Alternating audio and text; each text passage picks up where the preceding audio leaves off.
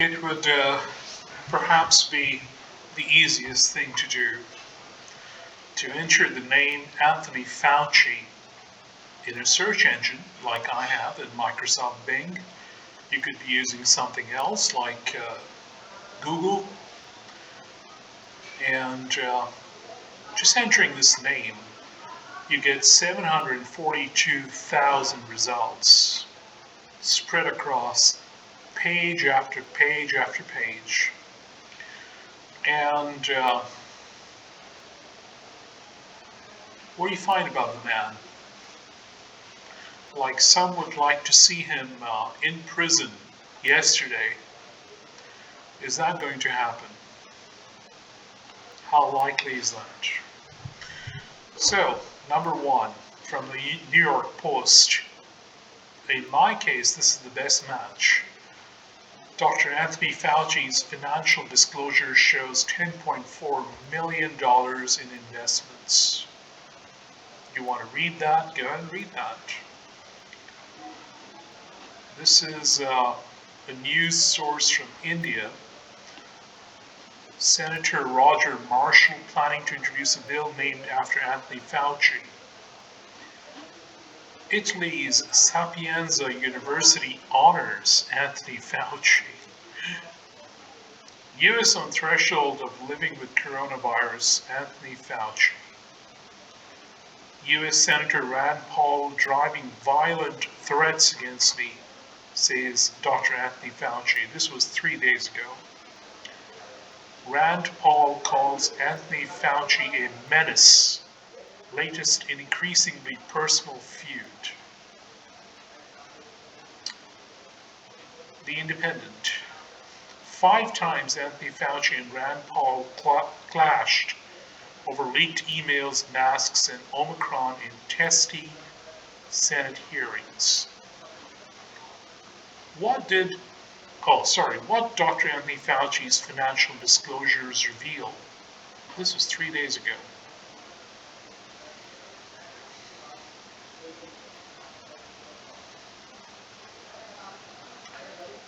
And if you keep going on,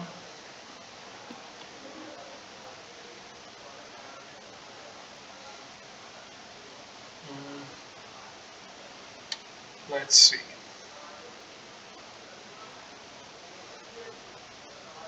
This was 26 days ago. Lara Logan compared Dr. Anthony Fauci to Joseph Mengele, the Auschwitz doctor known as the Angel of Death. 16 days ago, Fauci, 81, will get the largest retirement package in federal government history at $350,000 a year.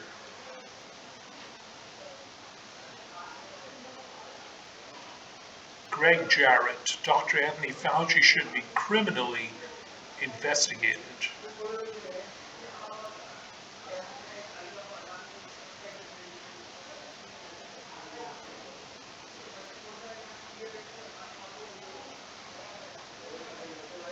New York Post, Fauci, we did not anticipate the extent of mutations with Omicron.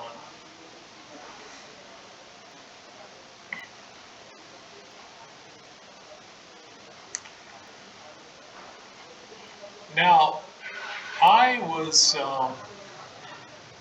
hoping to find one of the articles that I read to be among these results, and I have not found it. And so what I would do is I would go to that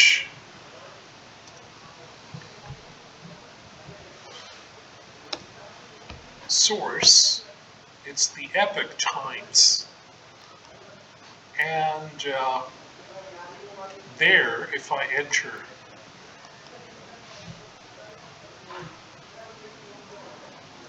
Anthony Fauci, if I can spell that correctly.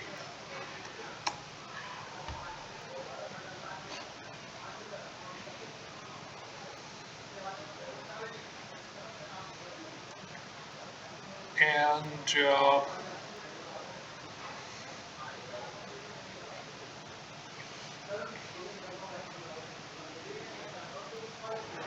this was the article I remember reading. This is under premium, and I've already consulted this article and included that in one of my YouTube videos. If I open this, this is the premium content on this site. And I've already looked at this article. And I was looking at this portion which I did not read when I made the last video, because my purpose was just to read the introductory paragraphs and leave the link for this article, hoping that more people would consult this.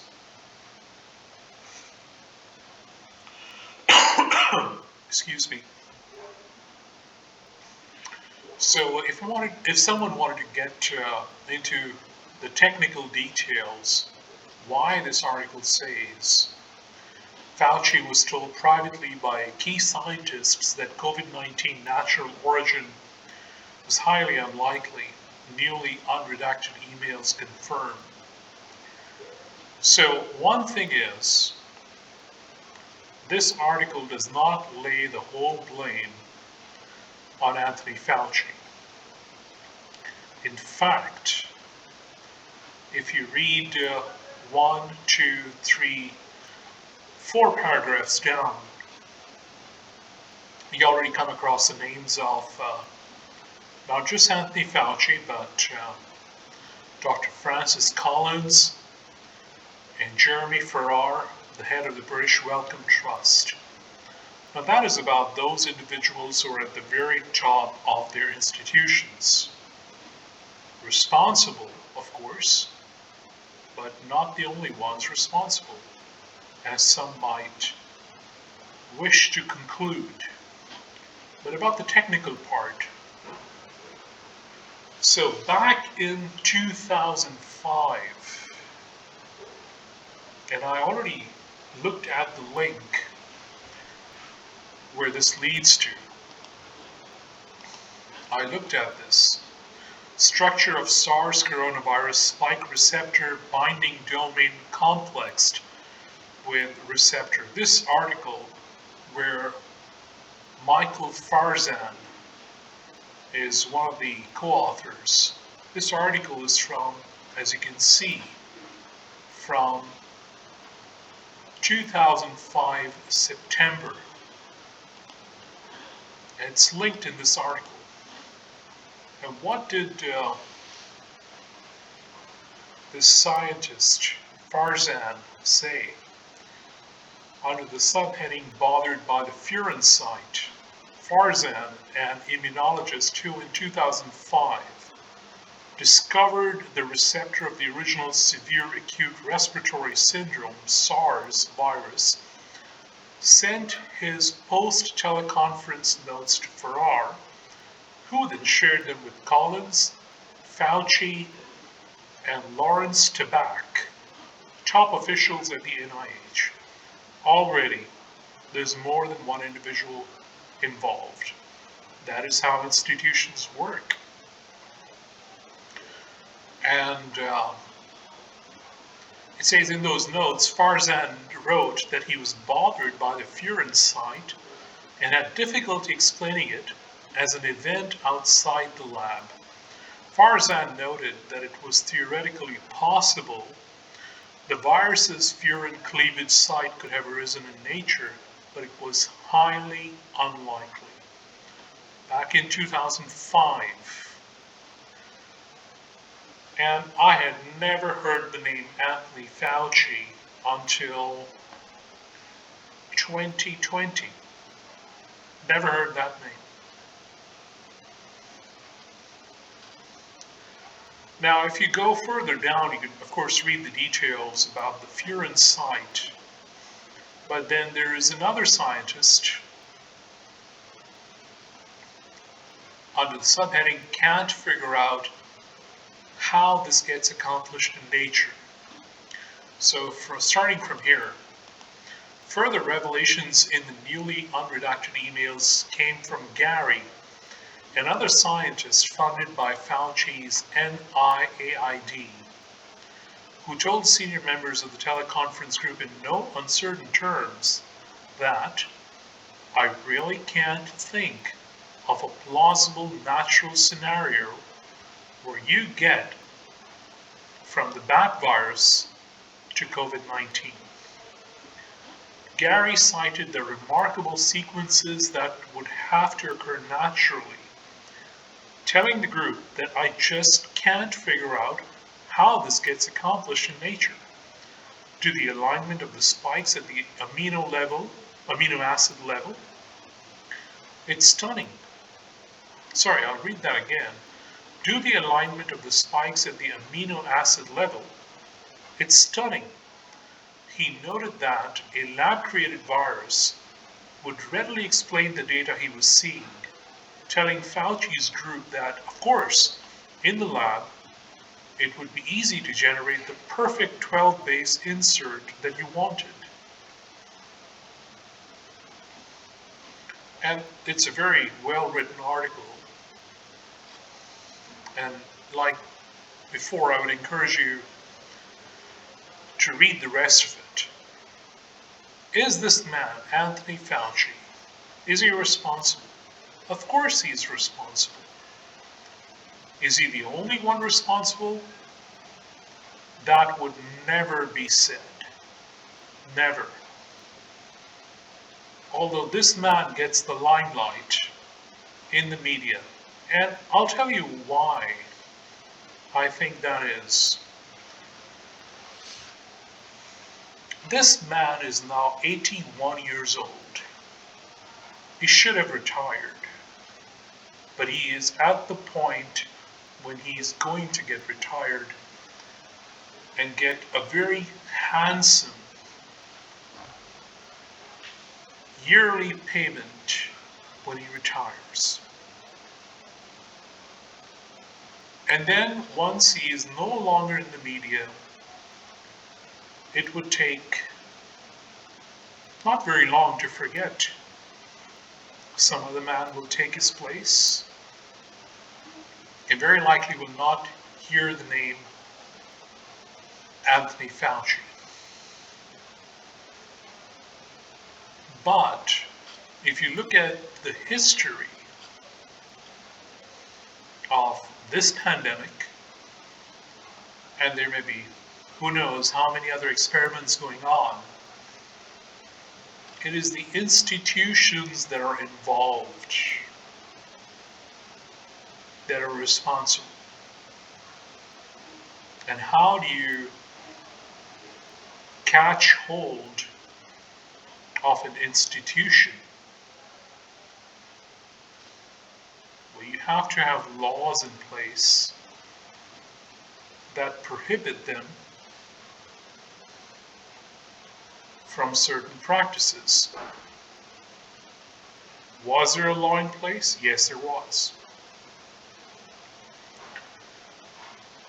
So the institution, the NIH, has to be capable from within itself to prevent members at whatever level they are at from doing that which can produce results like the one we're seeing. And this pandemic has been confounded not by the virus so much, but by the way the bureaucrats and governments have mishandled it under pressure from pharmaceutical companies willing to showcase and try their latest technology, the mRNA vaccines, and the big money they stood to make. So all these things happened simultaneously. have to deal with them one by one. And not focus only on one or two individuals, but the practices that took place before, during,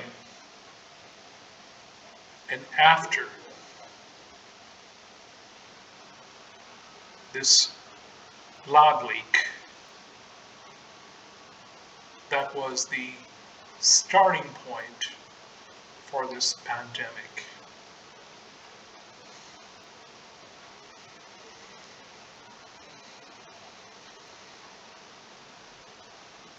Do go ahead and read this article and others related to it from the Epoch Times, because I like the way they reported it. These are other results. Here's an article that came after that, which I have not read. It would be another good one to read, to know more.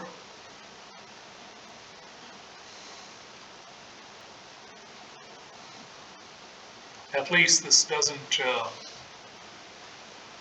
lay the blame only on Anthony Fauci.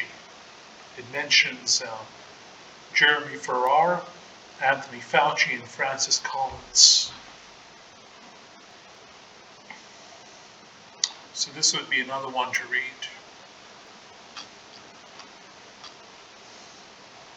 Jeffrey A. Tucker. I do believe he's the one behind the Brownstone Institute. And this article might be, here it is, yes. Jeffrey Tucker is founder and president of the Brownstone Institute. He's the author of 5 books, including Right-Wing Collectivism, The Other Threat to Liberty. So I'll leave a link to this article there as well. Thank you very much for your time and attention. I'll post this video to YouTube very soon. Thank you.